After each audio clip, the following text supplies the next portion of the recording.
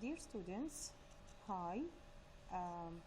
Today our lecture is about Romanticism, Introduction to Romanticism. This is because our course is going to be about English Romantic and Victorian poetry.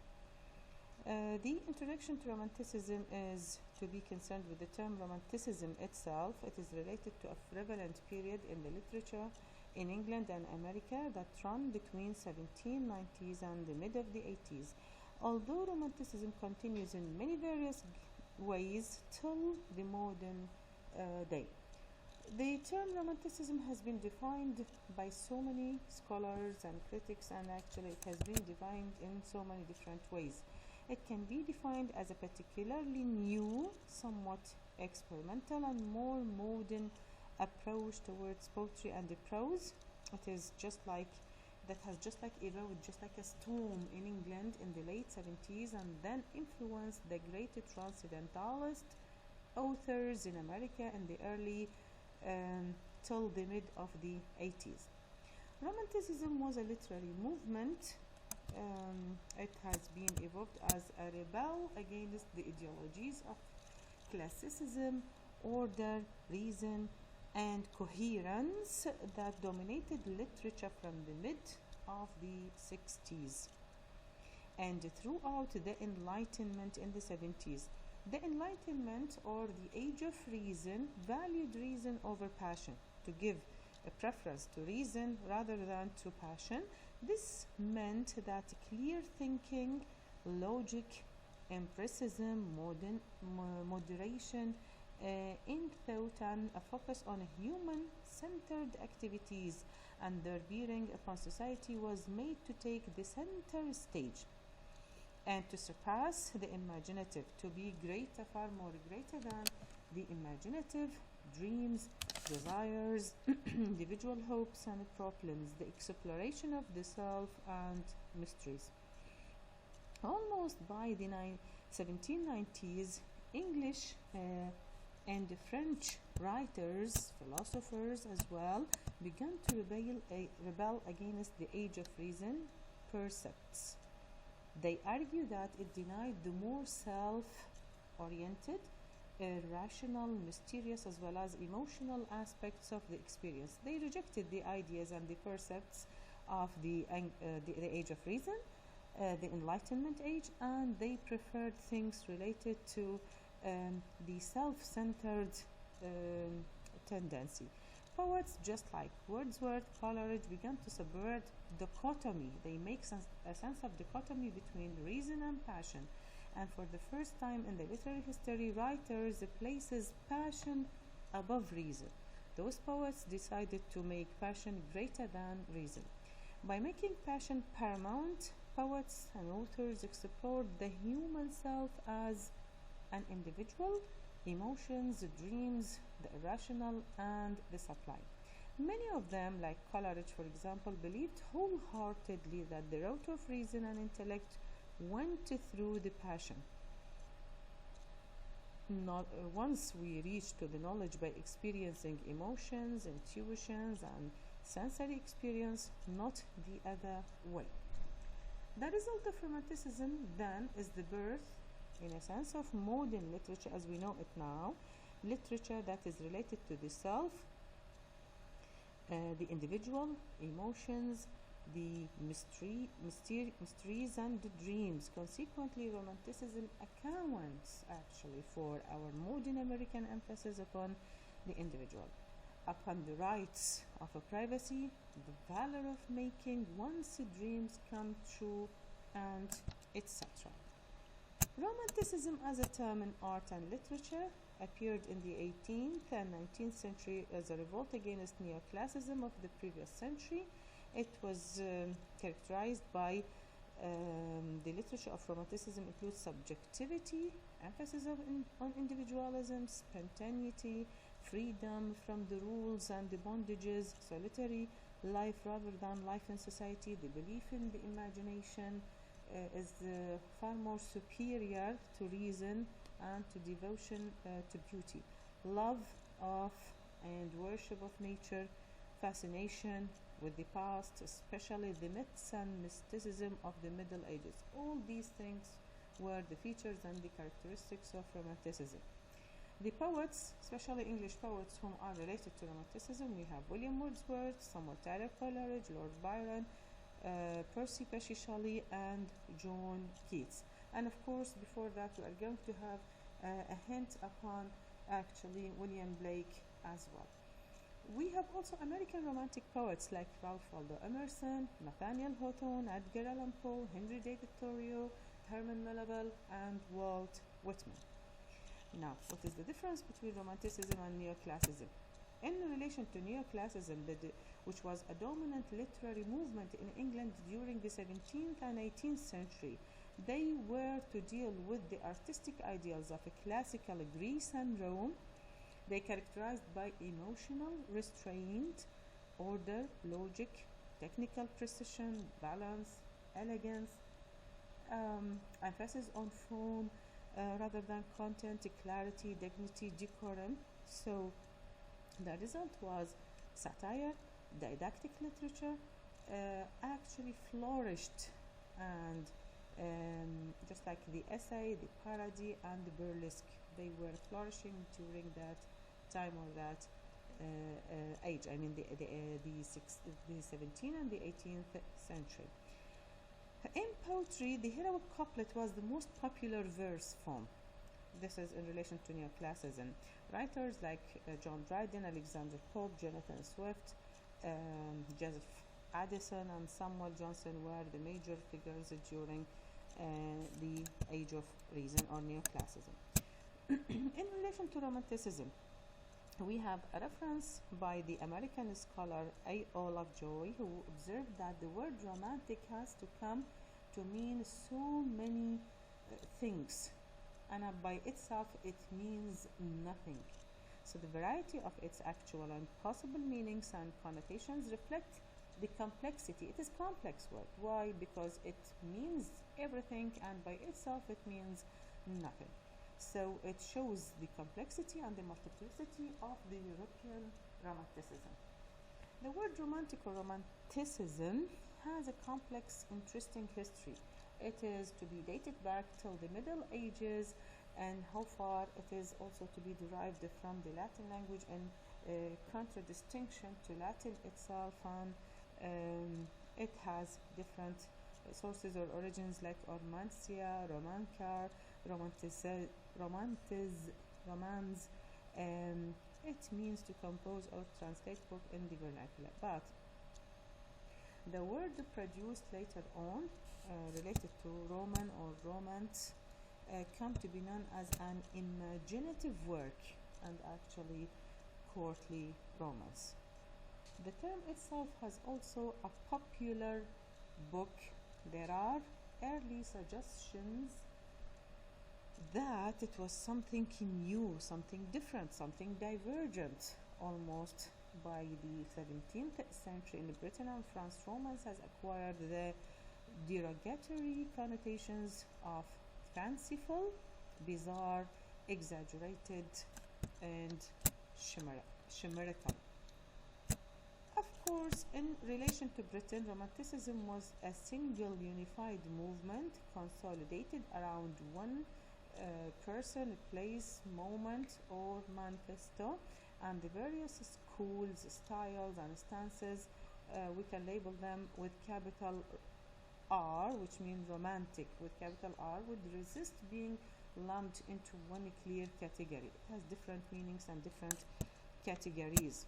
The Romantic period coincided with the societal transformations of the Industrial Revolution. It has coincided with, happened at the same time with the Industrial Revolution, the rise of the liberal movements, and the state's counter-revolutionary measures, and the voicing of the radical ideas, parliamentary reform, expanded suffrage, abolitionism, atheism. So it has coincided with all these things. Though Britain avoided an actual revolution, political tensions sporadically broke out into traumatizing violence, as in the Waterloo Massacre of 1819, in which the state cavalry killed at least 10 peaceful demonstrators and wounded hundreds more. So, emboldened by the era's revolutionary spirit, Romantic poets invented a new literary form to match, totally different from the neoclassical age or the age of reason. Romantic poetry can argue radical ideas explicitly and vehemently, as in relation to Shelley, for example, his own poem England in 1819, as in relation to the allegorical tendency and the ambivalently poem of Blake, the tiger, that is from Songs of Experience and Songs of Innocence. We have references to William Wordsworth himself in his own preface to the lyrical ballads, and he wrote that the poet is a fellow critic.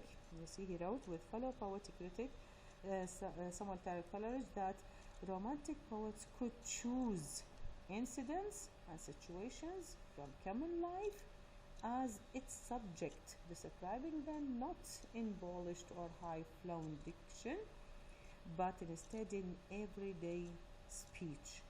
Common language in everyday speech and common subjects from everyday life. So, a selection of language really used by man, the romantic poets. Romanticism can do just to the advantage, to the disadvantaged, to the marginalized, to the forgotten, increasingly urban and commercial culture. Rural workers, children, poor people, the elderly, the disabled, it actually gave aid to them, helped them. It can testify to the individual simply by foregrounding to the poet's own subjectivity as its most idiosyncratic or experimental. Aside from that, or aside from the prevailing political and social ideas, Romantic poets put also into practice new aesthetic theories. They are to borrow from the German philosophers and to oppose these things with the neoclassicism and the rigid decorum of the 18th century. Like, for example, those Romantic poets no longer producing artistic works from the past, but they mirrored the age and the new philosophies that began appearing, like what we have from Edmund Burke, for example, Immanuel Kant, those philosophers, and how far they inherited the distinction between two aesthetic categories, that is the beautiful and the sublime, in which beautiful suggests smallness, clarity, plainness, pleasure, and the sublime suggests boundlessness, obscurity, and imagination stretching grandeur. So, those poets are to also encourage the idea of the organic form, which means the unity found in artworks whose parts are interdependent and integral to the whole grown, like a natural organism according to innate process, not externally mandated formulas. Consequently, self-conscious, self-critical poets began to emphasize on this awareness of the self. Since poetry is the most important thing in the universe, it is the voice of the universe, it is the voice of God, so poems, romantic poems, are the translation of that voice of God in their own works. God doesn't speak in words, but God is always speaking. God speaks in all things, at all times, for all people, but only some people can hear him. Those people whom are poets or broadly artists, especially. The job of this poet is therefore to translate God's voice for those whom are the majority, the vast majority who cannot hear it. So God speaks in and through nature, and nature is one of the main topics and subjects of romantic poets. So Unless we are poets, we get only a dim sense of the divine voice. Those poets helps us to understand this or to clear this dimness by hearing the voice of God throughout those poets. This, of course, idea will be presented in many images in the poems, and we should, in the poems we are going to read and we are going to be concerned with, but we should be aware of the idea that, number one, the word romantic has nothing to do with love. It doesn't mean love and love relationship. It is applied to poetry and to art and to all creative philosophical predictions of the late 18th and the most of the 19th century, known as Romantic era. It has no specific association with love. It is associated with feelings, with emotions, all kinds of feelings, all kinds of emotions, but not necessarily to be confined to love. In particular, with the feelings and emotions any person experience in response to the universe. In other words, in response to nature or to art, but not to what we call romantic love. Number two, romantic signifies a movement from a primary trust in reason, that is the age of enlightenment, into a primary trust in feelings as a path to truth. Romance and science, of course, scientific knowledge is perfectly valid, but it is not the knowledge that is to be presented in poetry. The focus is on physical reality. This is in actually science, but in relation to romanticism, it is something related to the deepest truth about God and nature. Poetry also is to be considered as an experience. In relation to those poets, the romantics make the definitive turn into poetry that persists to this day. Actually, before the Romantic era, they were used mainly in the service of meaning and in poetry. Readers, therefore, has been invited to have an experiment conjunction with and enhancement of an understanding. The kind of meaning that is to be presented in Romanticism actually put into non-poetic words, but always primarily. In the Romantic era, meaning and experience become equal, sometimes indistinguishable. Meaning, when it can be distinguished, is subordinate to experience. Poetry will reach a spiritual peak, will carry us out of the world of not only the conscious mind. It is a deliberate thought in this case. To put it in a very simple way, it will lead us to God, or rather to the world in which God lives. The idea of poetry will now be closer to the idea of music than to the idea of philosophy. The major poets of the Romantic era reinforces the idea of the long-standing distinction between poetry and verse, or poetry and poems. Not all poems succeed, and some of them fail better than others. The greatest number fail utterly. So it may be called poems that they are not poetry, and they have no poetry in them. At the same time, we can say that poetry, according to certain Romantic poets, is to be considered the highest kind that may exist without meter and even without contradistinguishing objects of a poem. And William Wordsworth says that not only the language of a large portion of every good poem, even of the most elevated character, must necessarily expect or accept with the reference to the meter in no respect differ from the good prose. The publication of the lyrical ballads by Wordsworth and Coleridge in 1798, certain critics consider it to be the beginning of the Romantic era. And how far within it they provided certain definitions of poetry and the poet at the same time. A very significant and important thing in Romantic poetry is the concept of the idea of the poetic imagination. Poetry actually comes from a deep source outside the poet, a source which is everywhere but which is not available to all people equally. Not all people have the same imagination. It is to be found, but it is not of in the same way. It is not equal in relation to them all. The poet, a person of a special genius, is like a psychic medium, actually aware of what the rest of us only dimly see about the truth. This is what we might call the sublime nature of things. The power the poet has in greater abundance than other people is in the imagination, and the manifestation of the sublime is in the feeling. Nature poetry during this era reaches the highest expression.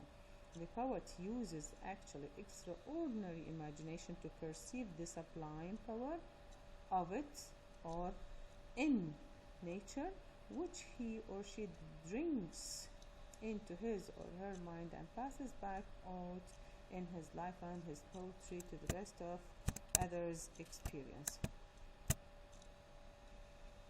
Coleridge distinguishes between genius and talent by saying that genius has the power to represent familiar objects as to awaken in the mind of others a kindred feeling concerning them, that the freshness of sensation which is the constant accompaniment of more mental, no less than of bodily convalescence. So, what is then the imagination? It is the transcendent power we all have, though we don't all make full use of, and we don't all have the same amount of. It is a kind of it is akin to, but beyond all the physical senses and beyond all reasons as well. It is the power by which truths are understood intuitively. The imagination is the power that connects us just with what is around us in the physical world, but also with invisible world. It is the thing within us that tell us what possesses the quality of a beauty or sublimity. It is the quality, the imagination, it is the quality, in other words, that perceives in beautiful or sublime things the connection they have to the essential things. The physicality of the things are to be connected to the truth by the use of imagination. If there were angels walking around or among it, would be the power we all have to sense that this is so, and the power by which rare are gifted. Only the poets are to be given or to have actually imagination.